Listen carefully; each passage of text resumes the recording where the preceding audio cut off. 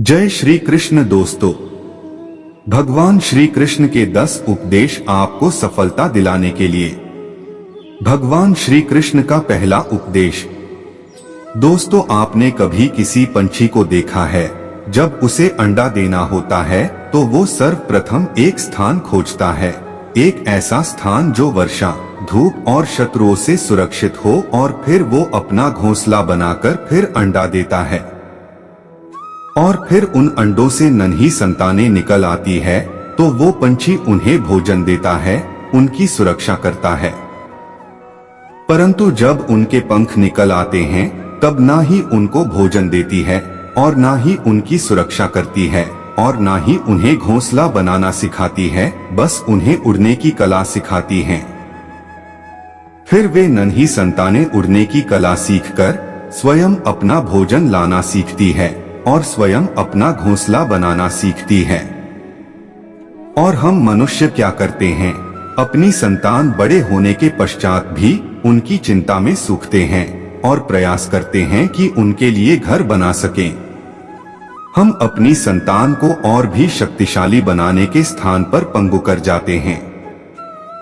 दोस्तों, हमें भी वही करना चाहिए जो एक पंछी करता है, यानी कि अपनी संतान को उड़ने की कला सिखाइए, यानी कि अच्छे संस्कार दीजिए, और एक समय के पश्चात उसे स्वयं अपना आकाश चुनने के लिए मुक्त कीजिए।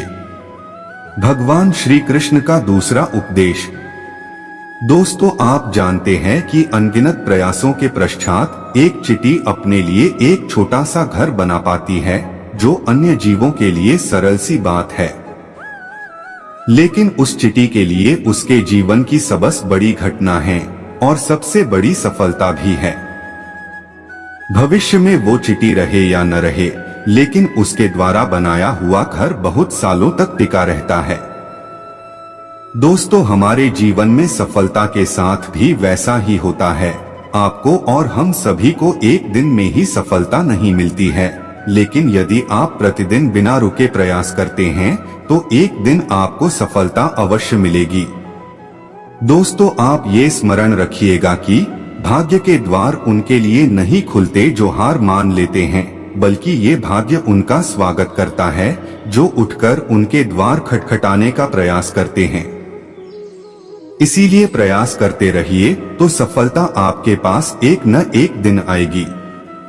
भगवान श्री कृष्ण का तीसरा उपदेश।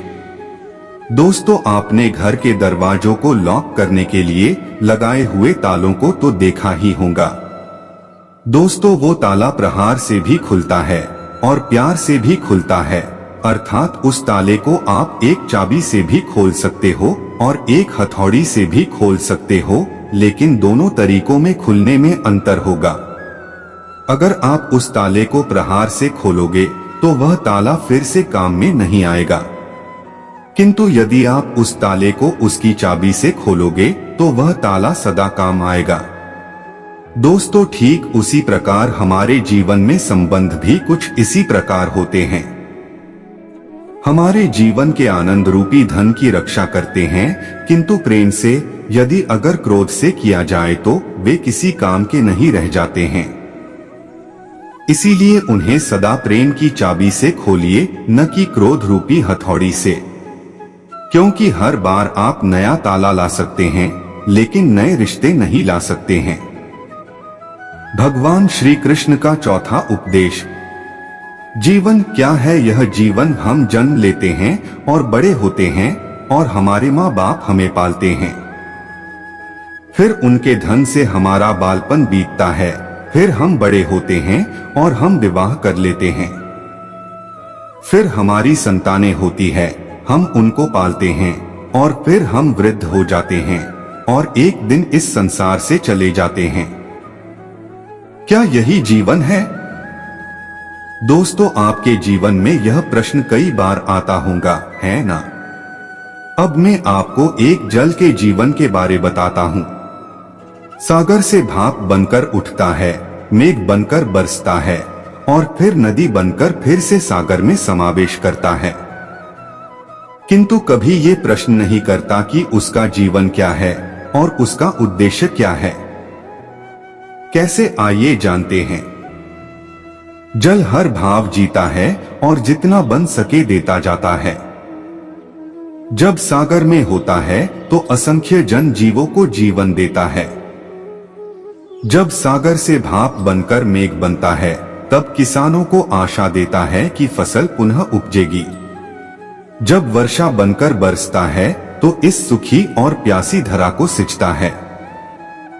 और जब नदी में प्रवाही है तो किनारों पर वनस्पतियों को जीवन देता है।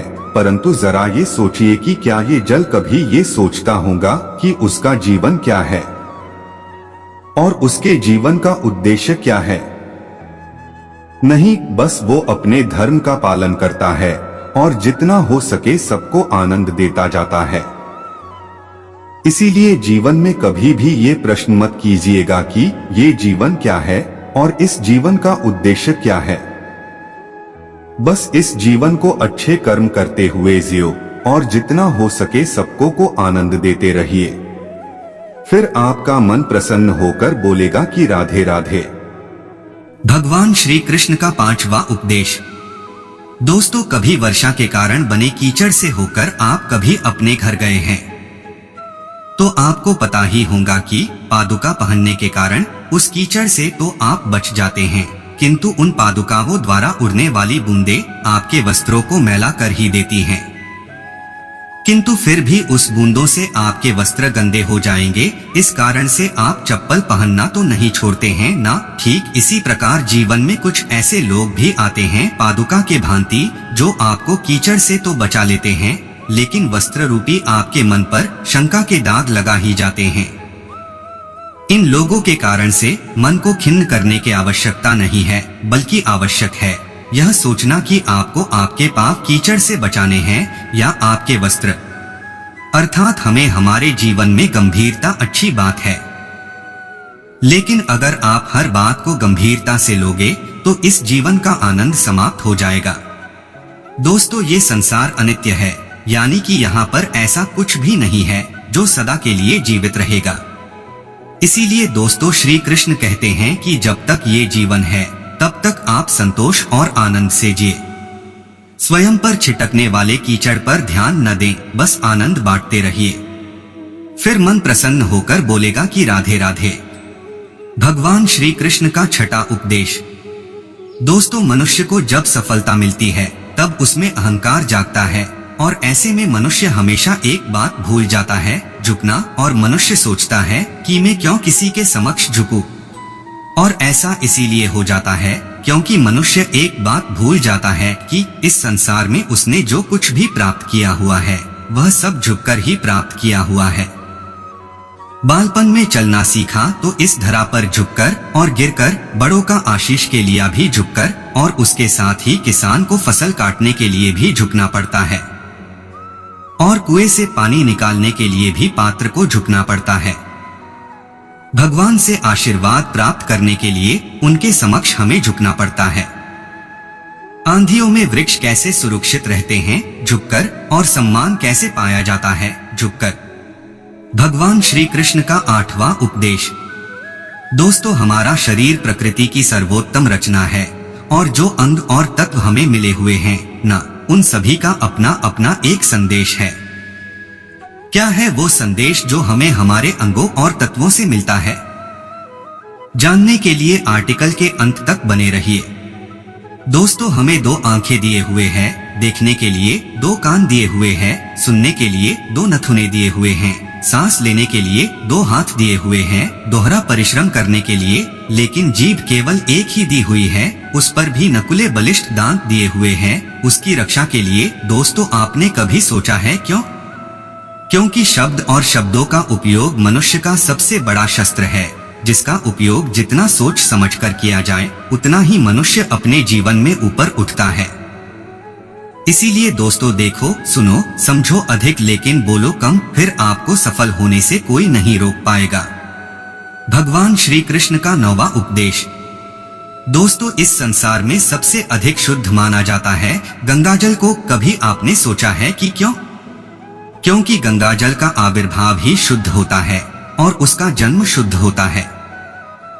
जहां से उसका प्रारंभ होता है वो शुद्ध होता है। दोस्तों, हमारे जीवन में प्रारंभ होता है हमारे विचारों से, इसीलिए हमेशा अपने विचार शुद्ध रखिए, क्योंकि इन विचारों से बनते हैं आपके शब्द। आपके शब्द शुद्ध रखिए, क्योंकि इन शब्दों से आपके कार्य संपन्न होते हैं। आपके कार्य शुद्ध रखिए, क्योंकि आपके कार्य आपका स्वभाव बनाते हैं, और स्वभाव से बनती हैं आपकी आदतें, और आपकी आदतों से बनता है आपका चरित्र, और ये चरित्र संसार के समक्ष आदर्श के रूप में आता है। लेकिन विचारों से आदर्श तक की ये यात्रा तभी शुभ होगी जब आपके विचार शुभ और शुद्ध होंगे। इसलिए इस जीवन में और संसार में अगर आपको सफल और कामयाब इंसान बनना चाहते हैं तो आपने विचार शुद्ध रखिए, फिर आपका मन प्रसन्न होकर बोलेगा राधे राधे। भगवान श्री कृष्ण का 10 उपदेश। दोस्तों, यदि मैं आपसे पूछूं कि दूध और माखन इन दोनों में संबंध क्या है, तो आप कहेंगे कि ये तो सरल सी बात है, दूध से ही तो माखन बनता है। और यदि मैं आपसे पूछूं कि इन दोनों में अंतर क्या है, तो कोई कहेगा कि एक तरल है तो दूसरा ठोस, तो कोई कहेगा कि एक जनक है तो दूसरी उसकी संतान है। इन दोनों में अंतर है शुद्धता का, क्योंकि माखन दूध से कहीं अधिक शुद्ध होता है। दोस्तों, इस बात को कुछ इस प्रकार समझा जा सकता है कि यदि कोई कीट आकर उस पात्र में गिरे जिसमें दूध रखा हुआ है, तो आप उस समय क्या करते हैं? आप दूध को फेंक देते हैं। लेकिन यदि कोई कीट आकर उस पात्र में गिरे जिसमें माखन रखा हुआ है, तो क्या करते हैं? तो आप उस कीट को निकालकर फेंक देते हैं, क्योंकि वो कीट मैला और दूषित है। ठीक उसी प्रकार यदि हमारा मन निर्मल ना हो तो कुविचार रूपी ये कीट आपके मन को भी दूषित कर देगा। लेकिन यदि हमारा मन माखन के भांति शुद्ध हुआ हो, आपके मन में ठहरे हुए कुविचारों को स्वयं से ही मन से बाहर जाना होगा। इसीलिए हमेशा यह स्मरण रखिएगा कि इस संसार में कीट तो रहेंगे ही, अब आपको दूध बनना है या माखन बनना है, ये निर्णय आपका है। जय